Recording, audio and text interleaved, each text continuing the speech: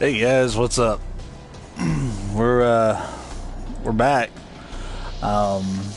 We didn't get to finish the game yesterday, at least not on the stream because it was blocked. Actually, like I had been alluding to up to that point, knowing how Sega chooses to allow rights for their games to stream, they do historically block the ending in the Yakuza series. They'll let you stream all the way up to that last chapter. That last chapter is usually blocked off, though.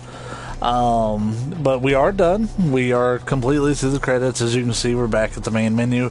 We actually had the Majima Saga, which will get its own little stream. Not today. I'm actually going to be going to Shenmue 2 first. And then coming back to it, because, you know, I'm kind of itching to play Shenmue at this point. But yeah, let's talk about the ending. Not take any more time. What an ending! What an ending! It was a bit shorter than I'm used to, because it felt like Yakuza 0 and Yakuza Kiwami took forever with their endings. Whereas this one, I got through it in maybe an hour, maybe. That's like all gameplay from the moment the stream cut to like watching the last set of cutscenes and just kind of watching the rest of the story play out. So yeah, let's talk about what happened from the moment the stream cut off all the way forward. I actually took notes as I was watching because it helps me make sense of things too. So I'm gonna be kind of reading off my notes and going through what I wonder if I can at least show, like, yeah, I can show a little bit here. This isn't blocked, actually. But if I hit X on this, it's going to. Anyways, yeah, let's talk. So, after you talk to Date and you're like, hey, I'm ready to go. Let's do this shit. You walk out of the Serena bar, and immediately Kamurocho's just absolutely wrecked. I'm just gonna call them the Korean Mafia, just for simplicity's sake. But the Korean Mafia has just totally wrecked the place. There's cars on fire, alleys are blocked. You're really restricted on your movement. You can't like go and shop anywhere. You can't. All the stores are closed up. It's basically a war zone out there. So, you have to fight your way basically to Kamurocho Hills, which is where Majima is at. Though Majima doesn't show up at all in the ending. But, that's what it is. But you fight your way through probably a good 50 or 60 guys. It's pretty rough. And eventually you get to a big elevator that takes you to the top of Kamurocho Hills. And as you're riding the elevator up, you end up fighting the Man in Black one last time. You don't learn any story about him. To be honest, I got tired of his shit. And in future playthroughs, and something I recommend if you ever play, just use a fucking weapon to kick his ass. He is 100 times easier if you just use a weapon. I was so hesitant about using any of my equipment until I was off the stream, and I said, you know what, man, we're gonna use a weapon. So I pulled out a saw, and I beat him with the saw before the saw even ran out of durability. That was the easiest fight with him I'd ever had, in comparison to all the other times he's kicked my ass, because I was so gung-ho about, punching him. In fact, I only had to heal up. I had to heal up once after fighting an entire, the entire Korean Mafia foot soldiers. I healed up then, and then I healed up once later. But anyways, when you get there, and that's actually where the cursor's at now, when you do get to the top of the elevator, you get a chance to buy some exclusive items. Something of note that I did buy was a legendary vest. Everything was a couple million yen. Nothing was really cheap. They had some healing items. Basically, if you need to stock up on anything, you were told this is the time. So, you know, I went through and did that and organized my inventory and stuff, loaded up on a bunch of weapons. I had a bunch of Chinese sabers I had picked up on the way because, like, Kamurocho was littered with, like, fire and weapons and shit.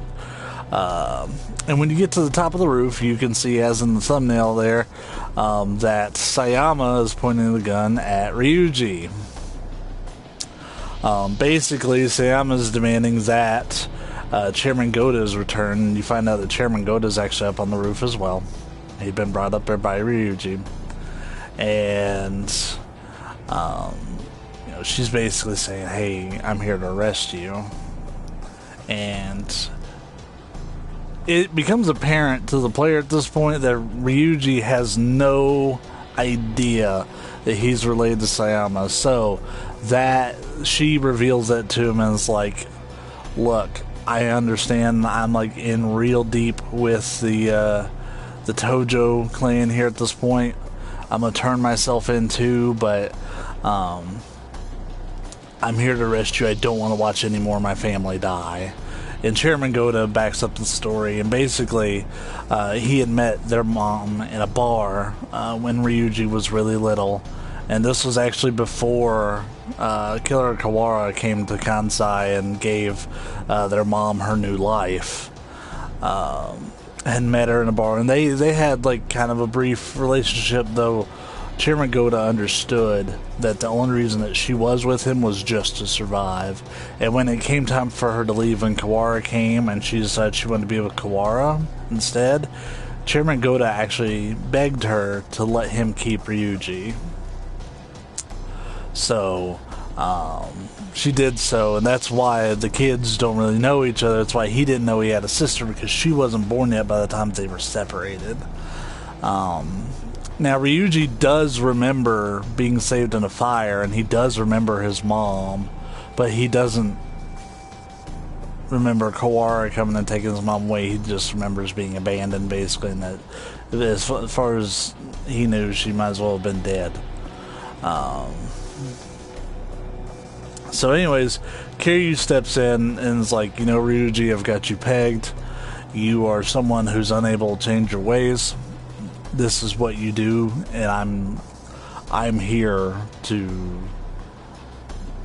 basically fulfill what that is, because that's what I'm here to do too. Like, Kiryu and Ryuji reach, it's not much of a discussion, but they do reach kind of a mutual understanding.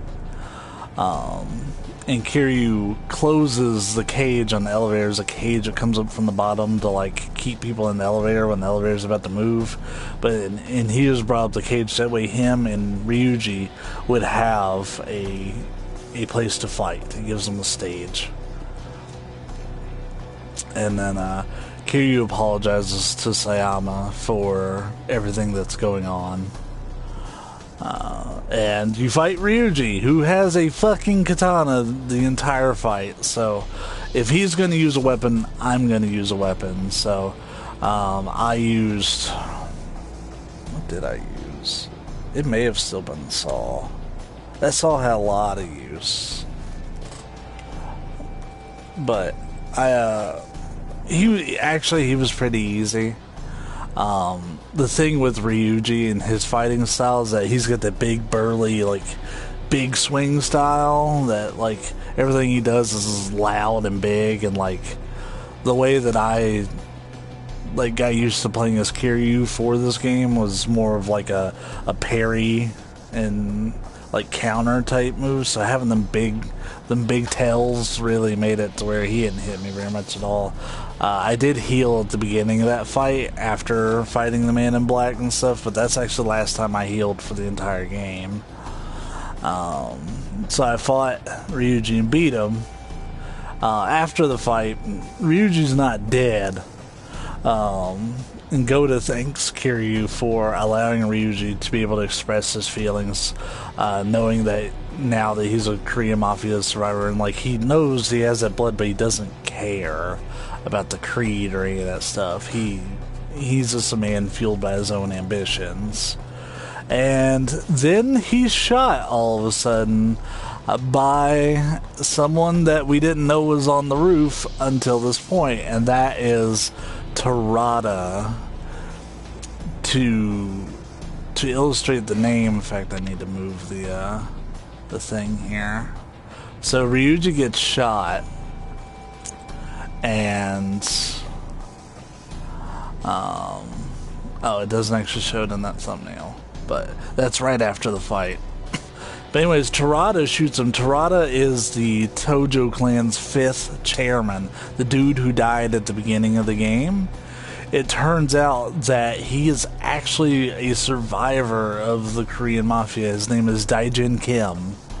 And he shows up and is basically like, good job on following the script all the way through, boys. And he reveals basically how everything leading up to this point, the last 26 years, have been all for this moment on the rooftop. Since he is part of the Mafia, and he still adheres to the creed, even going through everything that he did. And the Rat shows up, that dude with the camo jacket and the really shitty little pencil mustache, whatever. The Rat shows up, and some other Korean Mafia dudes show up, and they reveal that there was one last bomb on the roof. And you'd actually been beside it the whole time as this like giant canister looking thing. And that one's for Kurahashi, which was the dude in the Tokyo Police Department, the one who handled foreign affairs. Which I think it's kind of interesting that the dude who was handling foreign affairs was actually part of the Mafia he was investigating. But this is one last bomb for Kurahashi. And then it's revealed that during the raid 26 years ago, that Kazama, Kiryu's adopted father, basically saved Terada and Kurahashi during the raid. And it actually just starts to pan in on the room there at the end. They're hiding behind those desks. Shimano comes in with his gun and is looking for him, and he can't find them, so he leaves. So they're like, alright, we just need to sneak up on Shimano. We can get him from the back.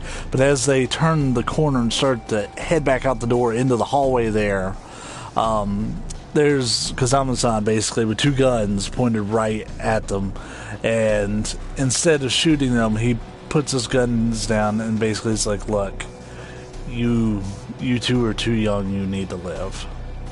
And they are considerably younger. I mean, it's almost 30 years ago.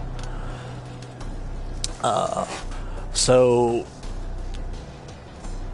after the raid, Kazama basically took care of Terada, despite Terada making multiple attempts to like kind of undermine him and whatnot. And eventually he went to Chairman Goda and the Omi Alliance and was basically, can you please take care of Terada? Make sure that he has a place to call his own and stuff. Basically begged them literally on hands and knees. So after admitting all this, and Terada, he has the detonator in hand, and you know, he's like, oh, you're the one there. By the way, Kiryu was there too. As you remember, Kiryu's in the raid, and he was kind of following Kazama around at that point.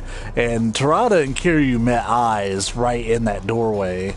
Terada was standing in the room, and Kiryu was in the hallway, and then Terada's like, oh, so you were that boy. And that did kind of beg the question, like, why is Kiryu only remembering this now? Maybe he didn't realize at the time that was Terada, but Kiryu's the one who brought it up, that Kazama had saved him. So I thought that was kind of weird that he didn't know that he was part of the Korean Mafia. Maybe that was like a plot point that was missing or whatever. But anyways, to what's the next one? Yeah, here we go. So there's one last survivor, as that thumbnail hints. As Terada and Kiryu are discussing that, it's found that there's one last survivor, and it's Takashima. Okay, so there's... That's his Terada smoking a cigarette. Takashima is the dude in the Omi Alliance who, towards the beginning, when you go and like meet the Omi Alliance, he's the dude who's like, you know, Terada meant a great deal to me. He was, you know, a good friend. He's also the guy who arranged for that sniper to shoot Sayama, and to basically, for whatever reason, put Kiryu on the trail. You know, don't trust anybody. during this. He also had a cutscene during the last session where he's in the office and he's like, yeah, our time to move will be soon. We just have to wait for the right opportunity. So Takashima shoots Terada. Well, first he shoots Kiryu. And then he shoots Goda. And then he shoots Sayama's gun out of her hands. And then he shoots Terada. And it's like, I don't need you anymore. The Tojo clan is essentially dead, and this is all I've wanted, because Takashima's plan the entire time was to weaken the Tojo clan so much that the Omi Alliance could basically absorb them, and he would become the patriarch of the entire, the chairman of the Omi Alliance. That was his whole goal the entire time. So he shoots Chairman Goda again, and shoots him again. my notes said he shoots Goda again, and then the next line, we'll continue Omi Alliance and absorb Tojo clan. The next line says shoots again. And the next line I put Terada. In Terada's dying breaths, he tells Takashima, you know, I never trusted you. I always thought that you couldn't be trusted.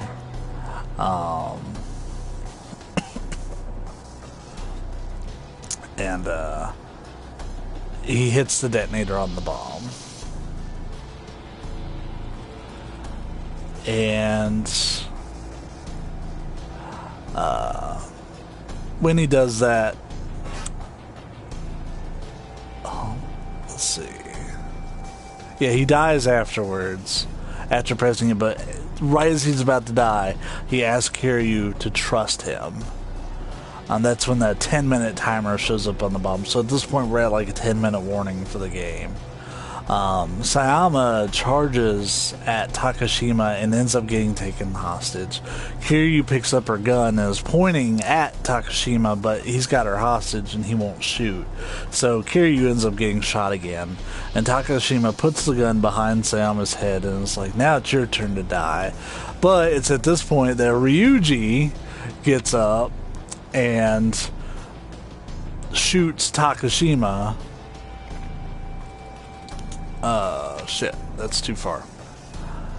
Shoots Takashima, saving Sayama, and basically lights him the fuck up with the rest of the clip it's in the handgun. Shoots him close to a dozen times.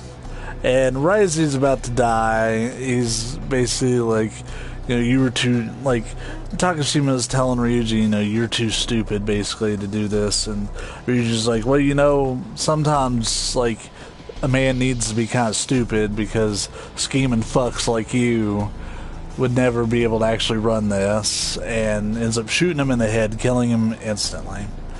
At this point, Kiryu and Ryuji continue their fight as they both agree that there's only room for one dragon. At this point, there's only 5 minutes left, and they've confirmed that neither one of them are leaving.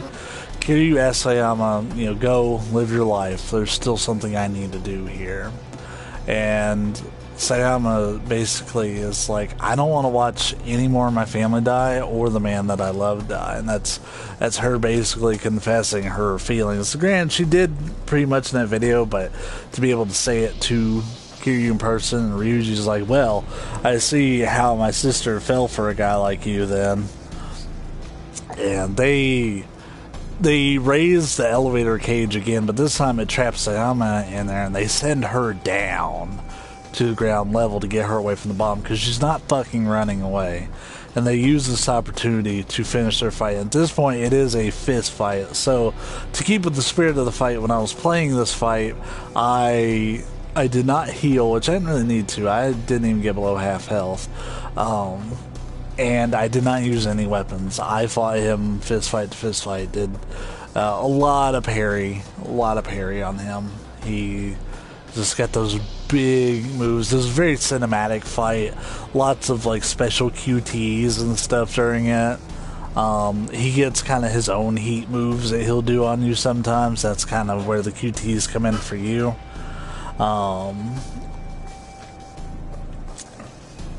And Ryuji had justified all this to Sayama, saying, look, we're both shot, because both Ryuji's been shot twice and Kiryu's actually been shot twice.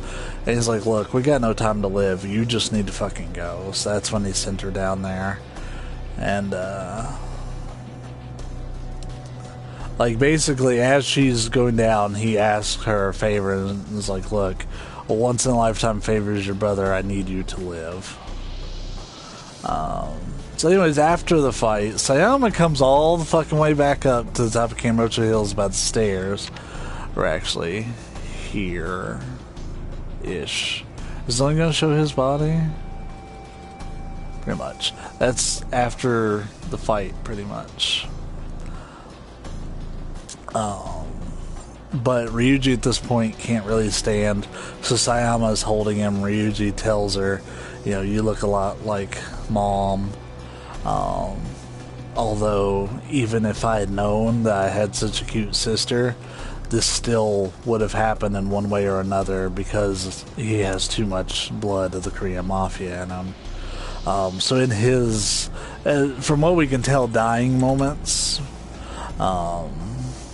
which, as far as I know, he's dead.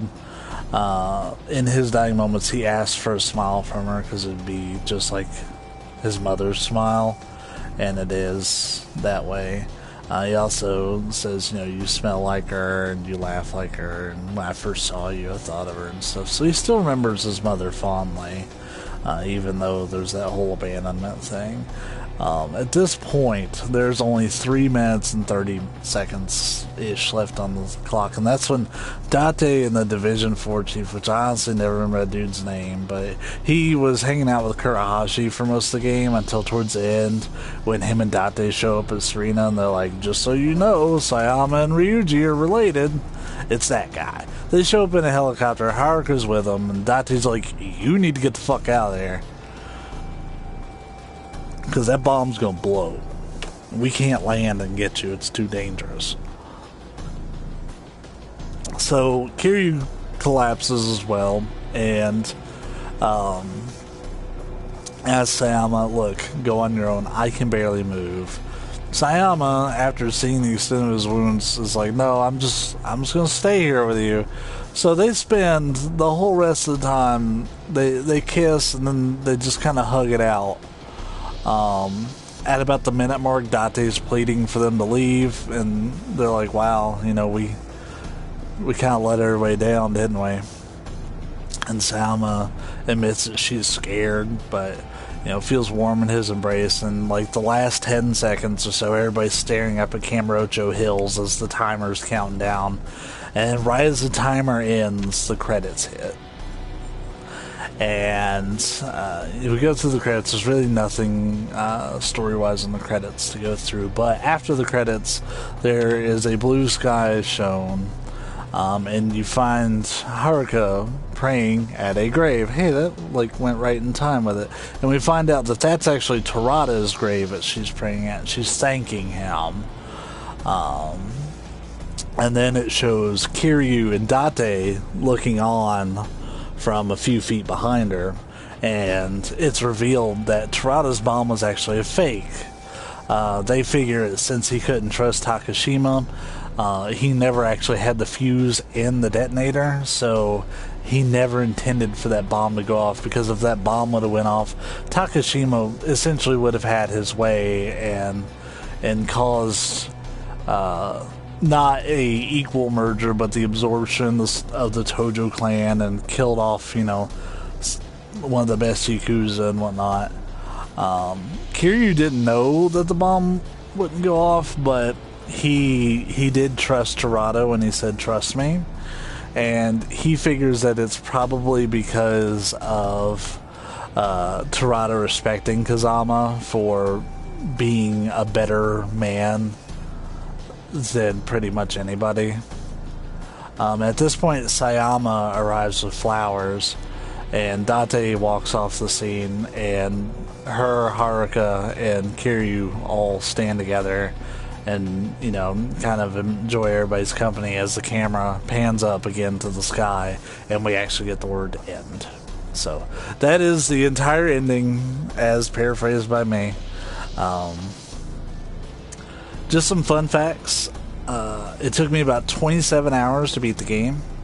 I had downed 2,031 enemies during my playthrough. I had earned 9,748,735 yen total during my playthrough. I did get an end bonus of 1,000,000 yen for clearing the game. I did 161 out of 303 things on the completion list. So at that point, that sums up the story, actually. And at this point, I could do a New Game Plus and continue from there. I could do a new game with the Majima Saga. What the Majima Saga is, just to address that really quick, there's like 2 or 3 stages of it, and it basically explains the events between Kiwami and Kiwami 2 from Majima's perspective, and why he ended up heading up Kamurocho Hills, because during Kiwami, Kamurocho Hills was actually a homeless park, and like the floors lived under that, the homeless worked for him and stuff. So that's what that is. We will do a separate stream for that. There's New Game Plus, so all that time I spent putting in the stats and stuff, I could just blow like right through the story and wreck stuff. I may do like a completion stream, because this is a game I actually feel like I could, if I really wanted to, get the platinum on. It's really like maybe the second Yakuza game I've ever felt like I could do it with. The other one being Dead Souls, but Dead Souls is like kind of weird. But anyways, yeah, I'm not going to keep this going any longer, but I hope that you enjoyed the stream up to this point. I had a fantastic time with this game. Even if you end up watching the entire stream and get to this point, you're like, well, I've seen the whole game, I still highly recommend picking it up. The Yakuza series is really slept on by a lot of people. I feel like I say this often when I talk about the game, but it's really slept on. It deserves so much better than it gets. It is starting to pick up traction here in the West finally. I'm really hoping we get the Yakuza 3 remaster that was recently released in Japan. Now, unlike Yakuza, like the ones that I've done streamed up to this point, I have played Yakuza 3 and 4. I have not played 5. I have not played 6. I own all of those. But I could play the PS3 copies of 3, 4, and 5, but I would much rather give it some time, wait to see if we're going to get a Yakuza 3 Western announcement. If so, I would rather play the remastered version. But anyways, yeah, I think I've put this on enough. So thank you so much again for stopping by. Tomorrow will be Shenmue 2. We'll pick right up into that. That'll probably take about a week to finish, and then after that we may do the Majima Saga. That'll probably just be one stream. But until then, I will catch you guys later. And thanks again.